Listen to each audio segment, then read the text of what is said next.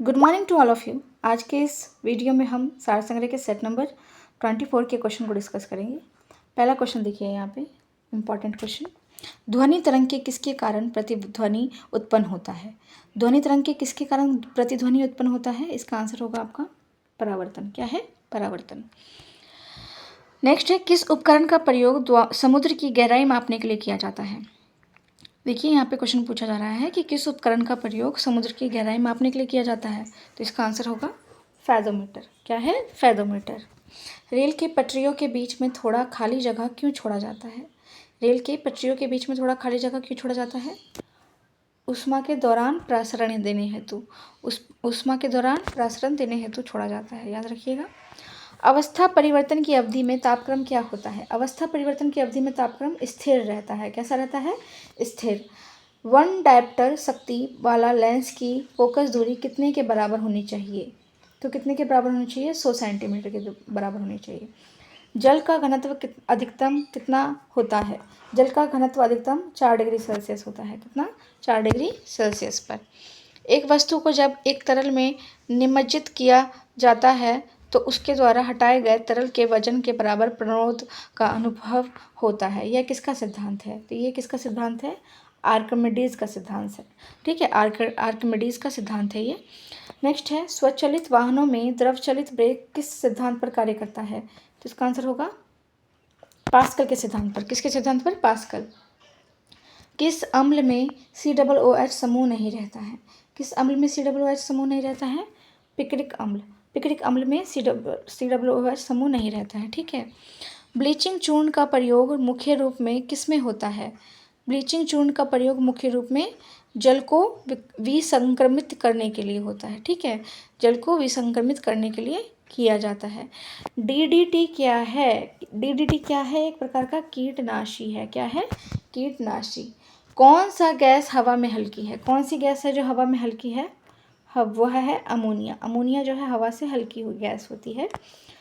Radium क्या है? Radium एक प्रकार का रेडियोधर्मी तत्व है। रेडियम एक प्रकार का क्या है? रेडियोधर्मी तत्व है। न्यूट्रॉन की खोज किसने की थी? तो न्यूट्रॉन की खोज किसने की थी? चैडविक ने की थी। किसने की थी? चैडविक ने की थी। एक बार हमने और इसके बारे में बताया था, इसके बारे में ट्रिक आपको बताई थी, ईट पर नाच, है ना। तो ई से इलेक्ट्रॉन, टी से थॉमसन और पी से प्रोटॉन, आर से रदरफोर्ड और सी से चैडविक और एन से न्यूट्रॉन। ईट पर नाच, इस तरीके से हमने आपको बताया था, याद रखिएगा। नेक्स्ट है, पेंसिल में किसका प्रयोग किया जाता है? देखिए पेंसिल में किसका प्रयोग किया जाता है? ग्राफाइट का। जो पेंसिल की नोक होती है जिससे हम लिखते हैं वो क्या है? एक प्रकार की ग्राफाइट है। ठीक है। द्विपद नाम पद्धति का प्रचलन किसने दिया था? तो द्विपद नाम पद्धति का प्रचलन किसने दिया था? लीनियस, कैरोलस लीनियस ने। ठीक है, जैसे कि हम मेंढक को द्विनाम पद्धति से अगर जाना चाहे तो राणा टिग्राना। ऐसे ही अगर सांप को अगर हम द्विनाम पद्धति से जाने तो वह उसका द्विनाम पद्धति क्या होता है? नाजा। ठीक है, इसी प्रकार से जितने भी ह्यूमन हैं, मानव को द्विनाम पद्धति से जानेंगे तो क्या होगा? होमो सेपियंस। ठीक है, होमो सेपियंस। इसी प्रकार से और भी बहुत सारे हैं आपके द्विनाम पद्धति, सभी को दिए गए हैं। आम के लिए मैग्नीफेरा इंडिका है। ठीक है, याद रखिएगा सभी। आगे देखिए, किसे जैविक खाद के रूप में प्रयोग किया जाता है? किसे जैविक खाद के रूप में प्रयोग किया जाता है? एजोला को। किस विभाजन द्वारा एक जीव में गुणसूत्रों की संख्या को कायम रखा जा सकता है? तो इसका आंसर होगा सूत्री विभाजन। सूत्री विभाजन के द्वारा गुणसूत्रों की संख्या को कायम रखा जा सकता है। ईस्टों के किण्वन क्रियाकलाप में प्रयुक्त होने वाले कच्चे पदार्थ क्या हैं? कच्चे पदार्थ क्या हैं? शर्करा एवं फल। क्या है? शर्करा एवं फल का रस। लाइसोसोम को और किस नाम से जाना जाता है? देखिए लाइसोसोम को और किस नाम से जाना जाता है?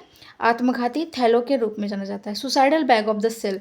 ठीक है, suicidal bag of the cell is known as a lysosome. Lysosome को आत्मघाती थैलियों के रूप में जाना जाता है। कोशिका की आत्मघाती थैलों के रूप में जाना जाता है। एक पादप कोशिका को एक जंतु कोशिका से कब विभेदन किया जाता है?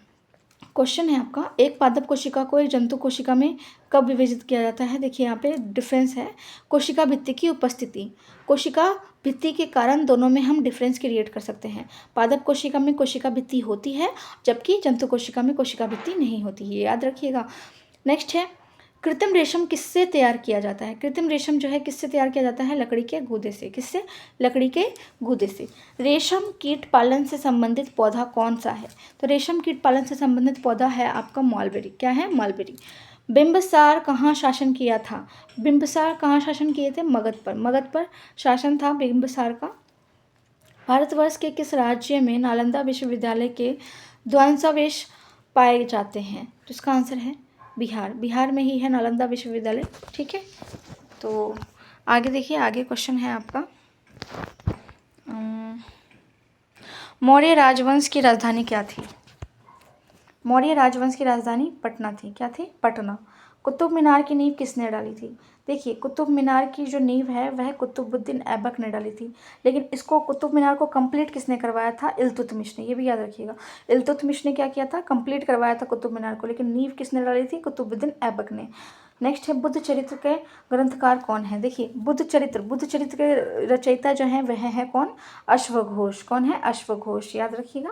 नेक्स्ट, संविधान सभा के सभापति कौन थे? संविधान सभा के सभापति कौन थे? डॉक्टर राजेंद्र प्रसाद। डॉक्टर राजेंद्र प्रसाद। भारतीय राष्ट्रीय कांग्रेस की स्थापना किस वर्ष हुई थी? देखिए, भारतीय राष्ट्रीय कांग्रेस की स्थापना किस वर्ष हुई थी?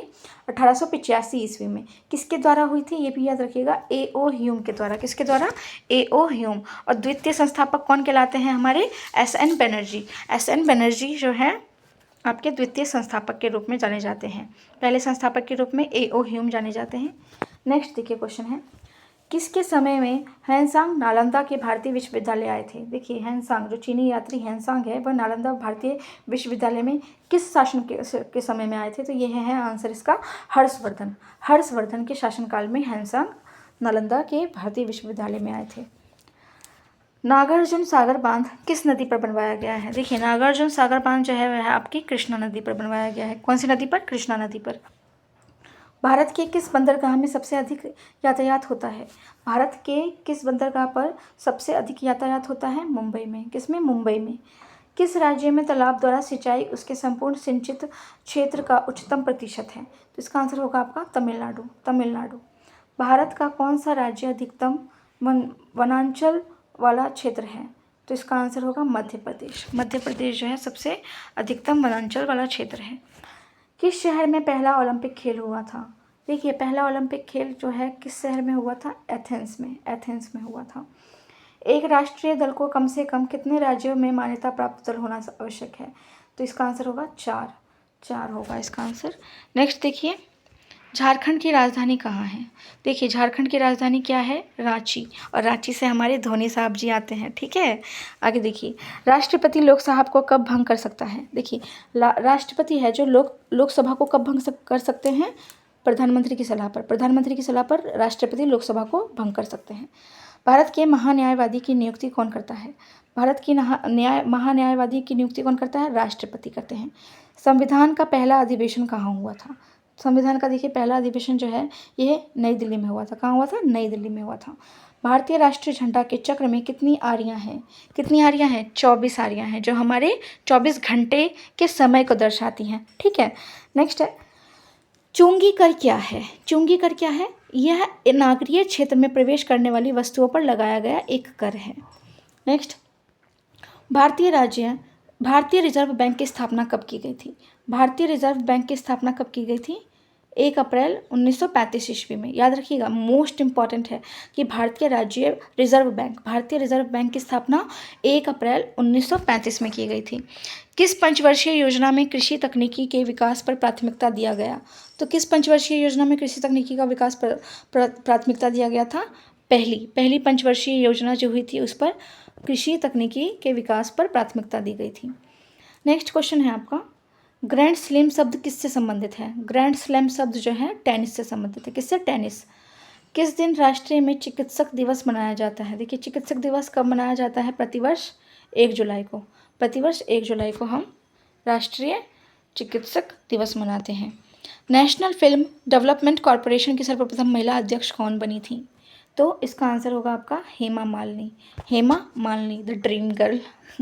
नेक्स्ट है, संगीत की दुनिया में जाकिर हुसैन किसमें विशिष्ट है? संगीत की दुनिया में जाकिर हुसैन किसमें विशिष्ट है? तबला में। नेक्स्ट है, भारतवर्ष में किनके जन्मदिन को खेल दिवस के रूप में मनाया जाता है? देखिए, भारतवर्ष में किनके जन्म दिवस को खेल दिवस के रूप में मनाया जाता है? तो इसका आंसर होगा ध्यानचंद, मेजर ध्यानचंद्र। ये हॉकी के खेल खेलते थे। देखिए नेक्स्ट है, भारतीय सामाजिक व्यवस्था में वर्णित पुरुषार्थों की संख्या कितनी है? तो इसका आंसर है 4, 4 है। ठीक है। राजा टोडरमल किसके दरबार में मंत्री थे? राजा टोडरमल अकबर के दरबार में मंत्री थे। तो इसी के साथ ये हमारा वीडियो कंप्लीट होता है। सारे ही इंपॉर्टेंट क्वेश्चन जो हमने आपके लिए इस सेट में लेके आए हैं और आपको ये हेल्प करेंगे आपके एग्ज़ाम के लिए। सक्सेस पाएंगे यहीं से। आप हमें फॉलो करते रहें शिक्षा परीक्षा को। Thank you.